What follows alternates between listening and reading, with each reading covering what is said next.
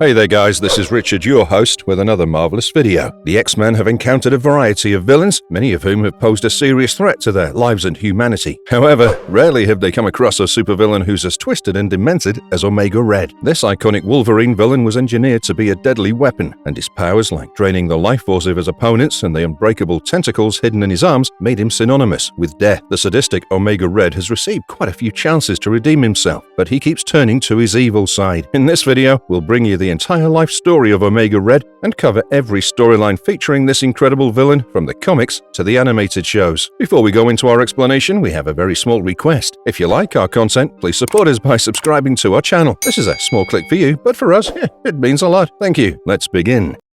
How did a Russian mutant become Omega Red? A disturbing origin story. Most supervillains are made by circumstances, but this one was born evil. Arkady Grigorovich Russovich, who later went on to be known as Omega Red, had violent, sadistic tendencies from his childhood. Even before his mutation started showing, his family was scared of his unpredictable actions, and he used to mutilate and kill animals. There were even cases of missing beggars in his locality, and they might have been victims of his bloodlust. Eventually, his brother Vasily ratted him out, but it didn't have any serious consequences. Arkady went on to join the Russian army, but his life as a soldier didn't mean that he'd left his criminal instincts behind. Young children now became his new victims, and he targeted young girls whom he kidnapped and violated. Such heinous crimes and murders went unnoticed for a while, but finally he was transferred to a Soviet outpost near the Antarctic Circle. Here, other soldiers started to notice a rise in the cases of missing children in the region. Arkady was finally apprehended for his disgusting crimes, and the Red Army executed him as punishment. However, his mutant powers meant that he survived the execution attempt, and some of his superiors saw his abilities as an opportunity to use him for a special super soldier program. Arkady managed to escape the experiment, and he ran away to Europe, where his crime spree continued unchallenged. He just discovered the true extent of his mutant powers, and Arkady was slowly becoming a force to reckon with. Eric Lensher, a powerful mutant, helped a young Interpol agent named Sean Cassidy to track him down. Sean opened fire on Arkady, but this wasn't enough to kill him, and he finally got arrested. The authorities sent him for the super soldier program backed by the KGB, and the experiments implanted numerous cybernetic enhancements in his body. This made Arkady even more powerful, and his powerful Carbonadium tentacle was also a result of these enhancements. This was closest to the durable alloy adamantium, and these tentacles could be used as a lethal weapon. Arkady could wrap a victim and drain their life energy, but the Carbonadium implants in his body became a slow poison for him. This meant that he had to extract the life energy of several individuals on a regular basis so that his immune system would handle the poison. Arkady Russovich had finally turned into the dreaded Omega Red, and it was only a matter of time before his first interaction with the X-Men. Why did Omega Red have such a rivalry with Wolverine and the other X-Men? We've already spoken about the impact of Carbonadium on his body, and Omega Red required the Carbonadium Synthizer, which was a special device essential for his well-being. Wolverine, Sabertooth, and Maverick stole this device during a mission as Team X, and a furious Omega Red went after them. He was stalled by another mutant member of Team X, Kestrel, who managed to escape from Omega Red by using his teleportation skills. Arkady still needed to get his hands on the Carbonadium Synthizer, and the likes of Wolverine became his sworn enemies. Arkady finally got his revenge when the Hand revived him and sent him after Wolverine. Together with agents of the Hand, Arkady attacked Wolverine in the X-Mansion, and the overwhelming surprise attack knocked him unconscious. He was then taken to a secret facility in Berlin, and Omega Red and Wolverine were engaged in an iconic battle that lasted over 17 hours. Dr. Abraham Cornelius was monitoring their fight in order to examine the strength and stamina of Omega Red. Wolverine was severely weakened by the end of the fight, and finally the vicious attacks from Arkady left him unconscious. A helpless Wolverine was then examined,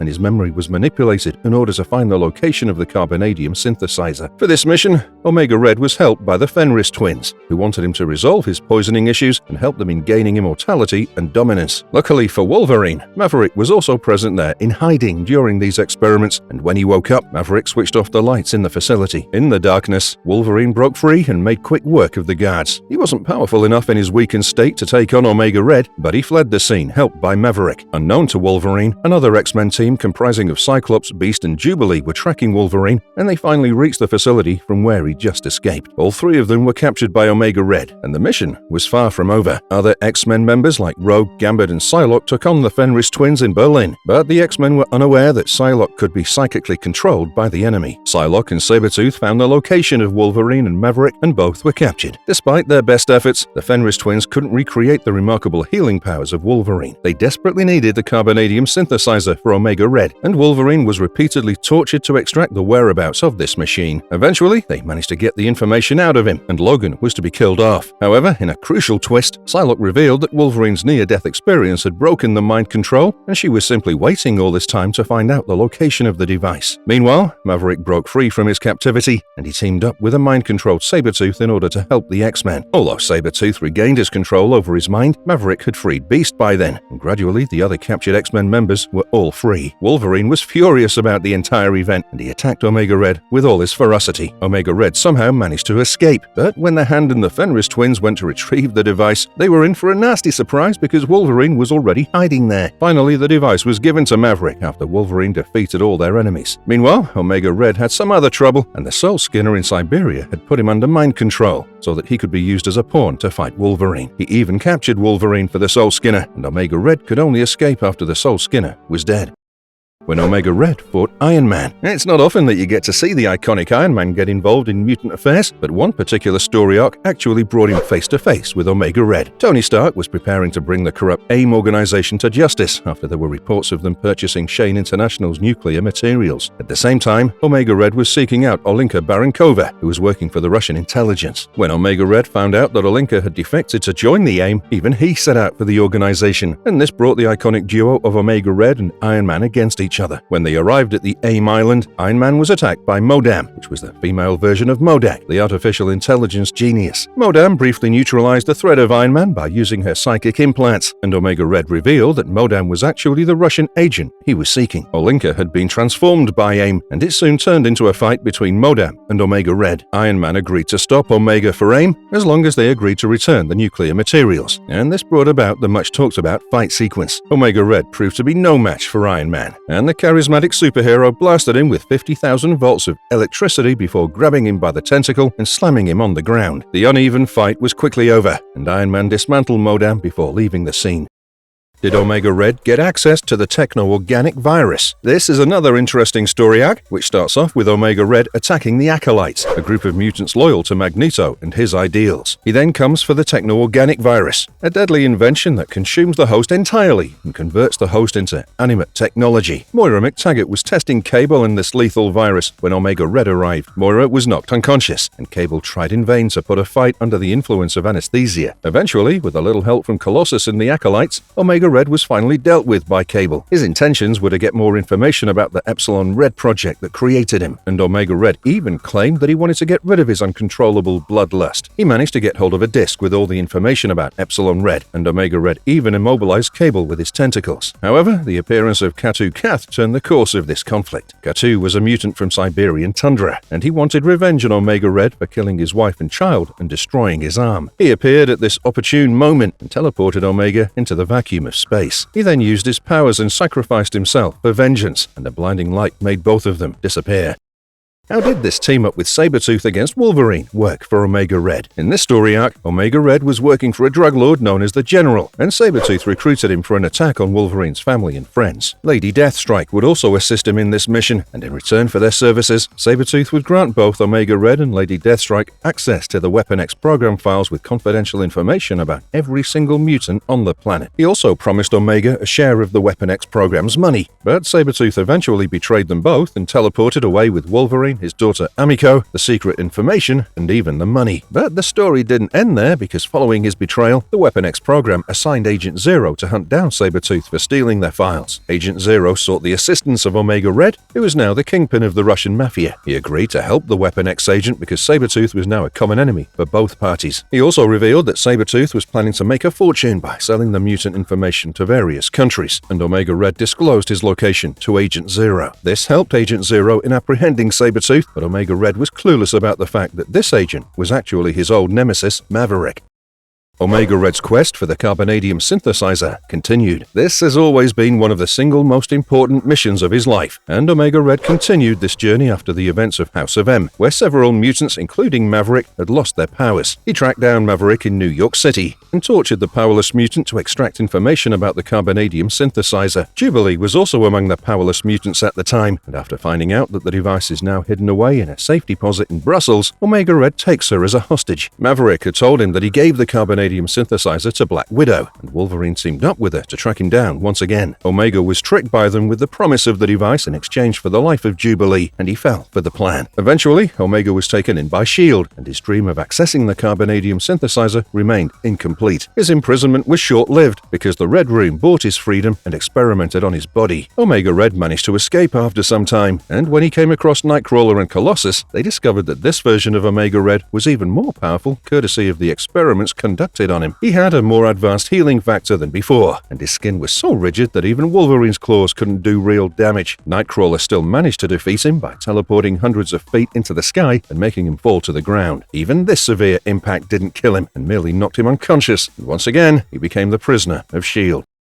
Did Omega Red ever die in the comics? The death of any major character in the comic books depends on the writers, and there's usually no certainty or permanence in these deaths. Many characters who have been killed off were brought back in different story arcs because someone wanted to utilize them further. With Omega Red, it's been a similar story, where the character's been killed in the comic books and has also been resurrected. This happened during the time when Wolverine was on the trail of Romulus, a mysterious mutant from the Weapon X program. During this program, Wolverine came across Omega Red, who was in a Russian prison, and as you'd expect, a fierce fight broke out between the two. Wolverine impaled Omega Red with the bars in the prison cell, but he didn't die from these wounds. Later in this story arc, when Wolverine was captured by an agent of Romulus, Omega Red tracked him down and killed the agent in order to face Wolverine himself. However, Wolverine made use of the confusion to escape, and the next time the two foes met, Wolverine refused to fight him for a very interesting reason. He claimed that the agent of Romulus had revealed that the whole thing was planned by Romulus, and he wanted to check out who would be the strongest if Wolverine fought the likes of Sabertooth and Omega Red. Romulus planned that the strongest would replace him as the leader of his empire, and Wolverine refused to play by his rules. But Omega Red was adamant, and Wolverine had no choice but to fight him. During this eventful battle, an injured Wolverine used the magical Muramasa blade to pierce through the heart of Omega Red. This sword could kill anybody in the world, and Omega Red fell to its mystical powers. Once Omega Red was dead, his soul was sent straight to hell because of his heinous crimes. Later, when a criminal organization called the Red Right Hand sent Wolverine's soul to hell as well, Omega Red was picked by Satan to fight him once again. Satan had been an old enemy of Wolverine, and he wanted revenge now that Wolverine was in his own territory. Omega Red was briefly delighted by the opportunity to make his old enemy suffer for all eternity, but his joy was short-lived because Wolverine got the better of him in hell as well. Another interesting event took place while Omega Red was dead. The Brotherhood of Evil Mutants created a few clones of Omega Red by using his remains, and these clones were programmed to fight Wolverine's X-Force team. However, the plan didn't work as the clones were eventually defeated by the X-Force.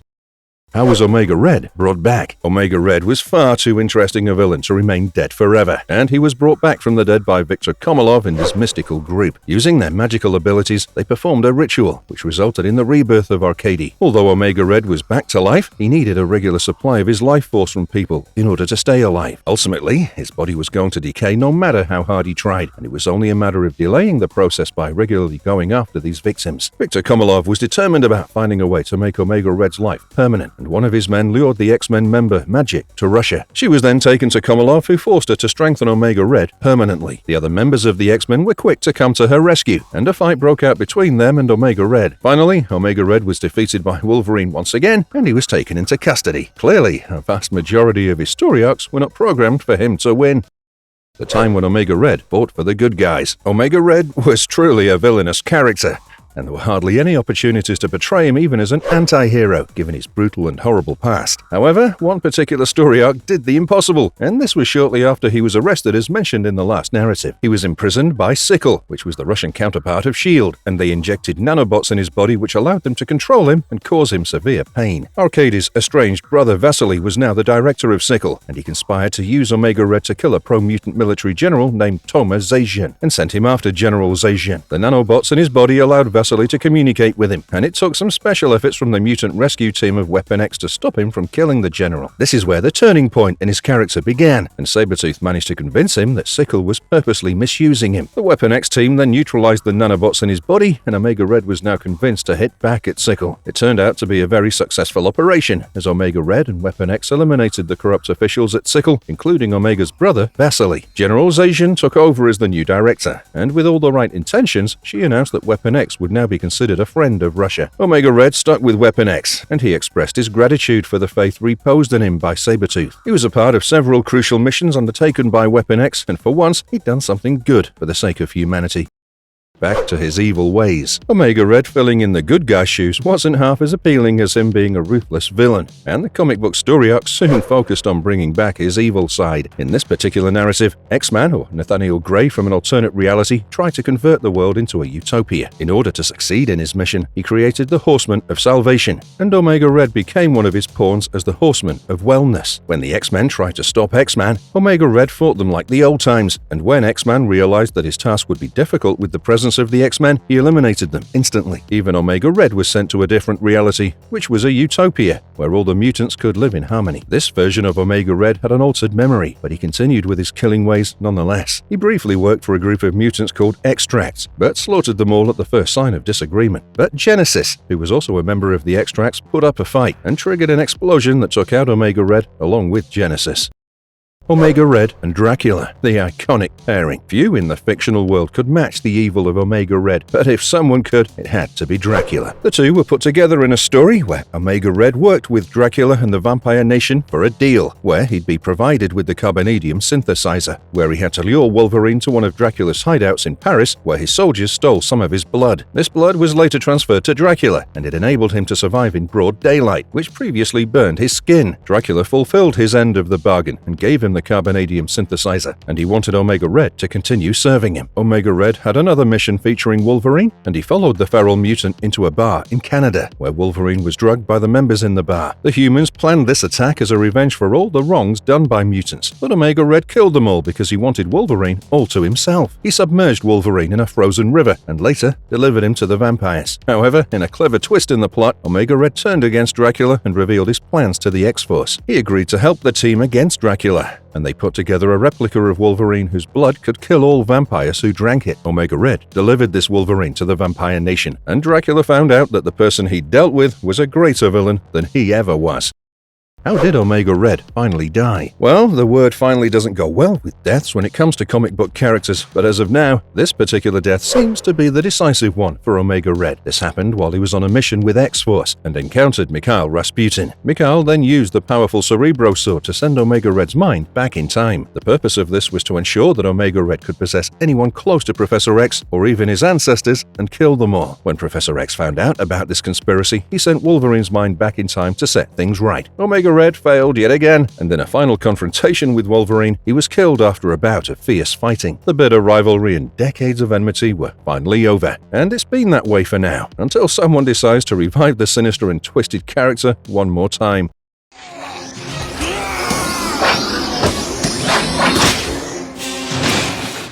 Omega Red in X-Men, the animated series. The 90s animated series featuring the X-Men is regarded as one of the best superhero animated shows of all time. The series also starred the deadly Omega Red in a few interesting episodes, such as Red Dawn in Season 2. The story starts off with Professor Xavier and Magneto still stuck in the bizarre world away from the X-Men. Back in Russia, former Soviet soldiers raid the building that was holding Omega Red in cryogenic stasis, and he's finally released. Meanwhile, we see a group of Russian generals having a meeting about a plan to re-establish the Soviet Union. They're also wondering if releasing Omega Red is the right decision, and their meeting's interrupted by Darkstar, who informs them that Omega Red has been awakened after all these years. Jubilee is in New York, and when members of the Friends of Humanity group attack her, she's saved by Colossus, who also informs her about the dangers to his family back in Russia. He tells Jubilee all about Omega Red and how he and his soldiers have driven the family of Colossus out of the farm. He seeks the help of the X-Men, but Jubilee wastes no time and leaves for Russia with Colossus. She leaves a note for the rest of the X-Men who weren't present at the X-Mansion at the time. When Jubilee and Colossus arrive in Russia, they're surprised to find that the situation has worsened further. The capital is in ruins, and Omega Red is now threatening the leaders of Russia to step down from power. Luckily,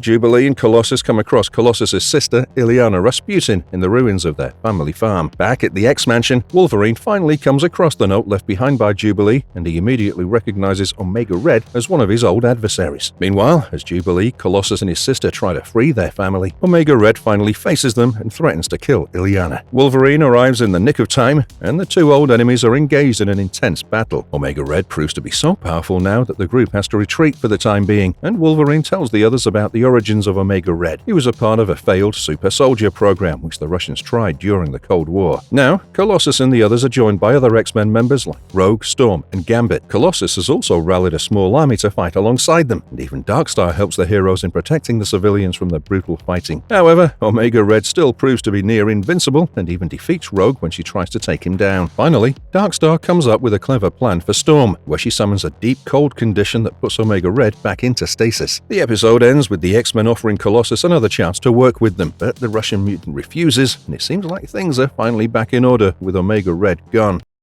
A Deal with the Devil. The menacing villain is brought back once again in Season 5, where the episode titled A Deal with the Devil sees him out of the frozen state he was put in during the events of Red Dawn. He's dug out by American scientists who offer him an interesting proposition. If he helps in retrieving a sunken nuclear submarine that's now unstable near the coast of Hawaii, the scientists will help him turn into a human again with the help of their advanced equipment. Omega Red agrees to the deal, but he has one condition for the mission. Wolverine and Storm must accompany him there. The X-Men reluctantly agree to be a part of this mission for the greater good, and Wolverine manages to keep his violent claws off Omega Red as they try to reach the underwater vessel. However, the evil Omega soon shows his true colors after reaching the nuclear submarine. He reveals his plans of firing nuclear missiles at various cities all over the world, and Wolverine and Storm are helpless because fighting inside the submarine can prove fatal. The insides of the vessel are so toxic that even a tiny rupture in their special suit would expose them to insane radiation levels and kill them. However, Omega Red doesn't know that the X-Men have a backup, where Beast and Rogue are flying the Blackbird above them. They keep dropping depth charges in the water so that the submarine is unable to reach launch depth. Finally, when Omega Red launches a missile to explode over Hawaii, Beast manages to destroy the missile with a laser from the Blackbird. Rogue then flies down to the submarine and knocks out the demented villain after an intense fight. Wolverine and Storm are finally rescued, and an unconscious Omega Red is left inside the submarine with a handful of missiles that can no longer be launched. Omega Red also appears briefly in the episode Weapon X, Lies and Videotape, where he can be seen fighting Wolverine and Sabertooth in a flashback that both mutants experience. Your games won't save you. Not this time. This time, I leave. Omega Red story arc in X-Men Evolution. Omega Red can be seen in the 4th season of the series X-Men Evolution, in the 3rd episode titled Target X. The story moves ahead after Logan is kidnapped by Omega Red, where he also warns Logan that the feral mutant will be left broken and suffering. Logan is saved by X-23, his female clone, who's on her own mission to destroy the individual responsible for creating her. Meanwhile, Omega and Gauntlet continue to track Logan and X-23, and the two are eventually led into a trap in a cavern. After X-23 is taken by Hydra, Omega is given the choice of doing whatever he wants with Logan. However, Logan manages to break free and knocks Omega down. Later, when Omega Red confronts him again, Logan grabs one of his tentacles and places it in a fuse box that leaves Omega electrocuted. Finally, X-23 gets to confront her sinister creators and manages to survive a plane crash, which everyone assumed killed her. Omega Red is taken in by the S.H.I.E.L.D. authorities led by Nick Fury, and that's the last we see of him in the series. Every Omega Red movie appearance. Omega Red appears in the animated Hulk vs. Wolverine movie, and the character is voiced by Colin Murdoch. This version of Omega Red is a member of Team X, a segment of Weapon X. He also has a cameo appearance in Deadpool 2, where Omega Red, played by Dakota Shepley, is shown as a prisoner in the mutant prison called the Icebox. There were plans to develop a movie based on Omega Red, but the idea eventually got cancelled. Overall, Omega Red has been an intriguing character in the X-Men universe, and we'd love to see more of this twisted character in the times to come. Do let us know in the comments below about your thoughts on Omega Red and his role in disrupting the lives of the X-Men. Also, tell us if you'd also want to see this iconic villain being reintroduced in the ongoing X-Men 97 animated series. And if you liked our content, don't forget to leave a like and subscribe to us if you haven't already. Have a good one and be safe. Thanks everyone.